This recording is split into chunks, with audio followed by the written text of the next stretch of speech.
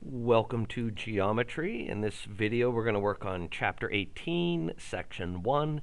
Here's our warm-up. Find the area of the composite shape shown below. It's comprised of 2 congruent triangles and 3 rectangles.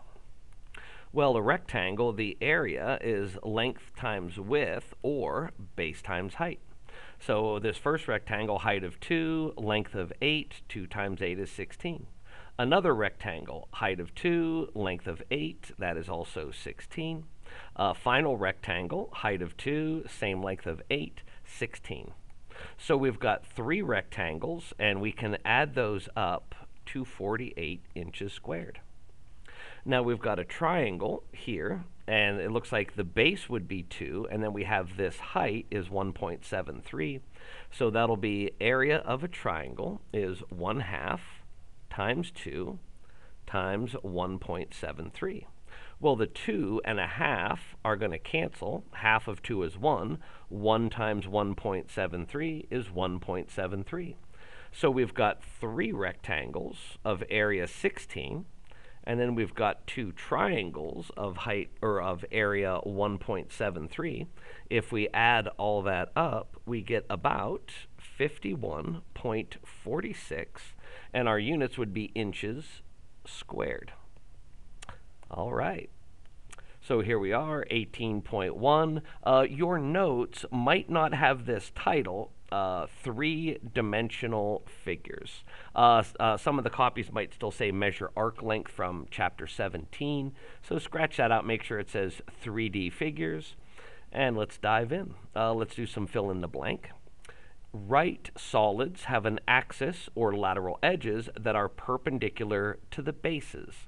So we have a base, and the walls around that base would form right angles. On the other hand, oblique solids have an axis or lateral edges that are not perpendicular to the bases. On the next slide, we'll have some examples of those. A prism has, let me highlight some important stuff here, 2 parallel congruent bases connected by lateral faces. Prisms are named by the shapes of their bases.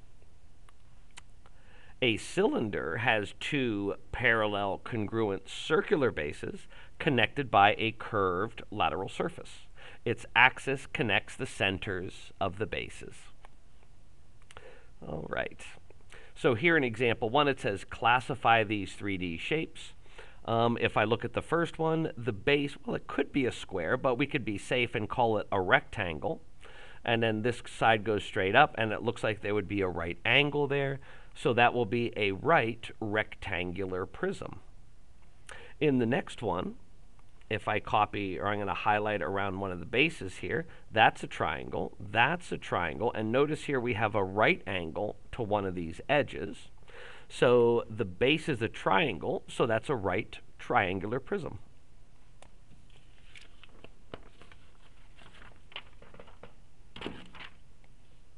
The next one, notice it's the same as the second one, but now the right angle is no longer inside there. We've got this angle right here, looks like it would be obtuse. This angle would be acute. So it's not a right triangular prism, it's oblique, an oblique triangular prism. The one here, now it's a circular base, and notice this one has a right angle right here. So that will be, oops, get back there. That's going to be a right cylinder. And then here, because the right angle is now, it's gone to acute at the bottom, it's gone to obtuse at the top, so it's an oblique cylinder. Down below, we got 3 more fill in the blanks. A pyramid has a polygonal base with triangular faces all meeting at a vertex. So again, we're going to have some base, maybe it's a square, and then there's a vertex up here, and each of the vertices on the base are going to connect to that. A cone has a circular base and a curved surface connecting to a circular base to its vertex. So instead of having a square base like this pyramid, we'll have a circular base and a vertex above, and we will connect that vertex to our circular base. So there's a cone. And then finally, a sphere. It's a three-dimensional circle. It's the locus of all points, a fixed distance from the center. And I think in example 2, we're going to classify some of these. So let's see, in the first one, when I look at the base, it could be a square, but let's be safe and call it a rectangle. All rectangles are squares, but not all, or all squares are rectangles, but not all rectangles are squares. So we can be safe and call this a rectangular pyramid. Rectangular pyramid. The middle one here, that just looks like a cone. It's got a round base, and we're all connected up to a vertex up top. We could call it a right cone, sort of like here. It's right because by eyeball I don't see the mark, but there could be one there. The last one is a sphere. They try to give it that three-dimensional idea. This equator in the front is solid, but the one in back is dotted because we're sort of looking through the sphere to see the back side of that equator. All right.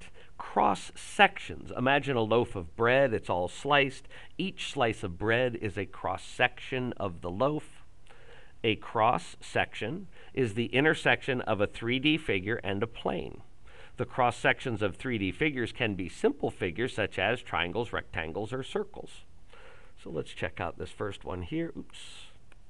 All right. Describe each cross section.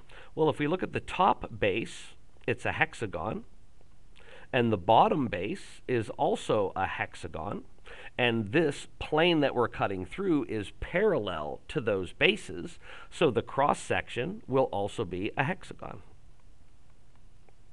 Now in figure 2, it's also a hexagon base on the bottom and the top, but it's no longer a right prism because our angle now has changed a little bit, but that still means that our plane here is still parallel to both of the bases, so the cross section is also going to be a hexagon. Figure 3 is a right circular prism or a right cylinder. The top base is a circle, bottom base is a circle, so our cross section will also be a circle. And in the last one now, it's our prism, or our cylinder is now not right, it's an oblique cylinder, but the top base is still a circle, the bottom base is still a circle, the cross section will again be a circle. Now part B, it says compare the cross sections of the figures. What do you know about the cross sections? Well, in the first two, the top is a hexagon and the bottoms are hexagons, and our cross sections are also hexagons, and we can also say that they're going to be congruent. The cross sections are congruent to the bases. Cross sections are congruent to the bases. Now that's true if it's a right prism, or if we slant it and it goes oblique, it does not matter. The cross sections will be congruent to the bases. And that's also going to be true with our cylinders. Again, in our cylinders, the top and bottom bases were circles, and the cross section is a circle, and it will also be congruent to the circles that make up the bases. So cross sections are congruent to the bases. All right, example 4. In each figure shown, a plane parallel to the base intersects the solid. So describe the cross section of each figure. Well, here we have a pyramid, and our base is a triangle. So if we slide a plane parallel to that base through this top part of the pyramid, the cross section will also be a triangle. In figure 6, it's a cone, and our base is a circle, and our cross section is also a circle. Now in part B, what type of transformation maps the shape of the base to the cross section in each figure? Well, we can say this in the triangle. The bottom here is a pretty big triangle. The one above it in the cross section is not as big, it's smaller. In figure 6, our base is a circle. Our cross-section is also a circle, but it's smaller. So cross-sections is similar to, not congruent to, similar to the base. In example 3, it was congruent to the bases. Here, our cross-section is only similar to, and it says what type of transformation would we need to map one onto the other? We would need a dilation. It would either need to be made bigger or smaller, so it would match that base. Example 5. One form of the mineral pyrite naturally forms shiny metallic cubes. A cube of pyrite is cut in half along the diagonal of one of its faces perpendicular to the base. So that would be the red line. The top is a 3 by 3 by 3 by 3, and we're going to cut it diagonally. Back. There we go. What is the area of the newly exposed cross-section? Well, let's see. I know this side is also going to be 3, and this side is already labeled as 3, and if I connect those, that's what our cross-section is going to look like. The cross-section is a rectangle, and the area of a rectangle is base times height. Here's the base, or excuse me, the height. We can call the height 3. And now we need to figure out the base. I'm going to switch to blue ink. This is the base of our rectangle, or this side. And I think it's easier to see what's going on up here. If I continue with my blue and mark this off, we have a right triangle. So a good old formula for a right triangle is a squared plus b squared equals c squared, or hypotenuse squared. And what we need is this hypotenuse. So this base would be a 3 squared. This side would also be a 3 squared, and that equals our hypotenuse squared. So that would be 9 plus 9 is c squared. C is the root of 18. Now what I'm going to do is put it here in the formula just like it is, the root of 18.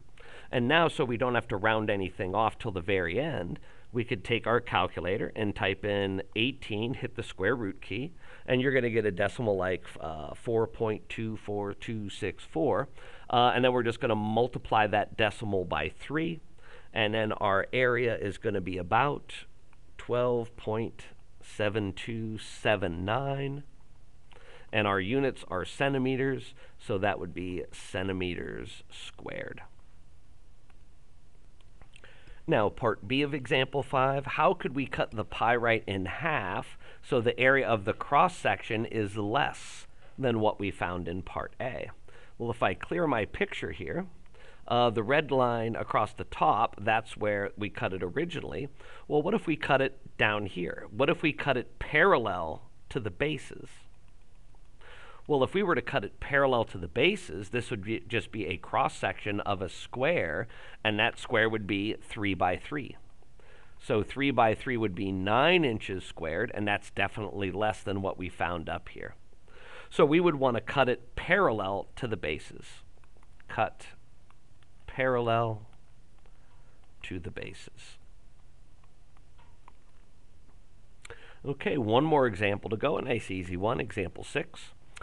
Some things are made by rotating a shape in a circle, like on a lathe. A carpenter needs to replace 7-turn balusters to replace the staircase. The carpenter uses a contour gauge to draw the profile, delivers that to the shop to have them turned on a lathe, match the profile shape with the actual baluster. Well, let's see this one here. We've got a very thin left edge and a thicker right edge. This one has a thin left edge and a thicker right edge. This one has sort of this bump in the middle, but there's also that band in the middle. So if we try to match that up with 1, 2, and 3 below, here's a thin left side, a thicker right side, and we do have that band in the middle. So it looks like B is going to match up with 1. The other one that has a thin left edge and a thicker right edge and that sort of bump in the middle, here we got a thin left, thicker on the right, and we have the bump in the middle. So it looks like C matches up with 2. And then A, we got a left edge and a right edge that looks like they're about the same. And then they sort of come up to a bump meeting in the middle. And that looks like what we have here. Left and right edges are about the same. We have this little bump in the middle and a little curve to get there. So it looks like A matches up with 3.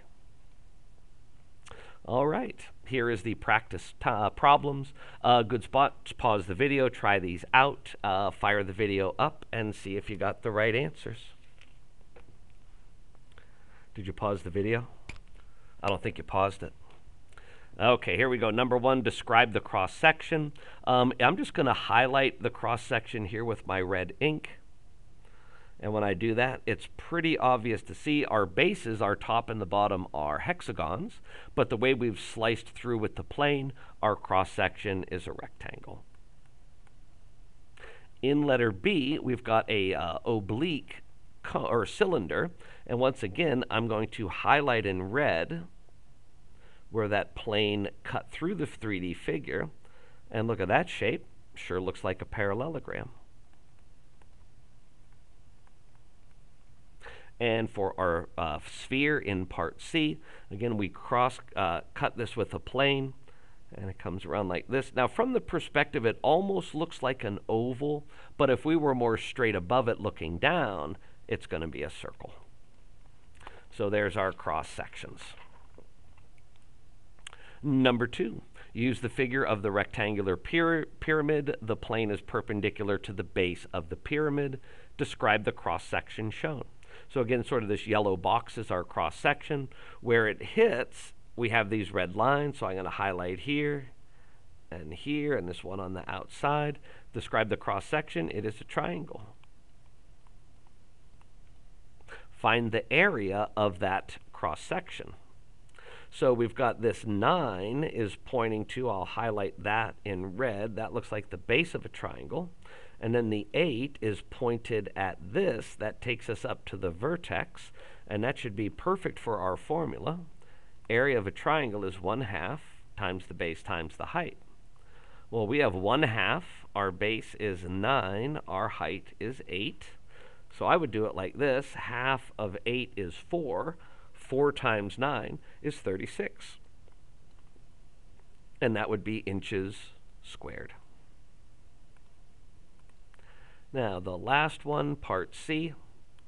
Suppose a plane intersects the pyramid parallel to its base instead of perpendicular to the base. What shape is formed? Well, we were already told up here in the setup, this is a rectangular pyramid. So if I worked my way up, I would have a plane cutting through it this way, and that cross section would be just like the base. It's going to be a rectangle. It's not going to be a congruent rectangle. It'll be similar. It will be smaller than the base. Here, let me sort of trace over. Here would be the base of our rectangular pyramid. And then as we work our way up, the cross sections would also be rectangles. Number 3, an art teacher uses a piece of yarn to slice through a block of clay. Find the area of the rectangular cross section. Let me make this a little bit bigger. So if I sort of outline our cross section, I'll do these sides in red. So that, to me, looks like a rectangle. And we want to find the area of that rectangle. Well, the area of a rectangle is base times height. I'm going to call the 6 my base, 6. So now we need the height of the rectangle, and I'm going to sort of hit this in blue ink. So what we need is to multiply the 6 by this blue line. Now, how long is the blue line? Well, we've got some clues. I'm going to use black ink to highlight these sides. These black inked legs and the blue hypotenuse form a right triangle. A squared plus b squared is equal to c squared. So 6 squared plus 10 squared is equal to hypotenuse squared. 6 squared is 36. 10 squared is 100. And that would add up to c squared. So c squared is 136. So we would take the root of that. C is the root of 136. Now, to save us from too much rounding, I'm going to plug this 136 under the root right here, root 136. So the area of our triangle is base 6 times height root 136. So that should be about 69.9714, and that would be inches squared. Okay, I think we just got a couple more to go. Oh, nice one. Match each shape with its solid of rotation. So this arrow line here is what we're going to rotate around. So mentally imagine this getting rotated around. What's the shape going to look like? I think it all comes down to the points, the tops. In A, look at that nice sharp point. If we look at our three shapes, this one looks like it's going to give us a nice sharp point. So I think that would be A. In letter B, it's flattened on the top like it's been cut off. So which has a cut off top? It looks like this one right here. It's got that flat top. So that, I think, matches up with B. In letter C here, we've got sort of this dome-shaped top, and that matches up with the very first one here. So I think it should be C, A, B, cab. All right, in 5, it says sketch the figure created by rotating each shape about the given axis. So imagine if this is spinning around, we're going to sort of have this appear on the other side. And then for this one here, again, we're sort of going to mirror it across that axis. And from there, we're going to kind of angle in. Ooh, that's pretty terrible. Let me fix that. So again, I want to sort of match up this with right here, and this with right here, and then sort of connect them. That's a little bit better. That is the last slide in the slideshow. It's the last practice problem. I'll see you in class.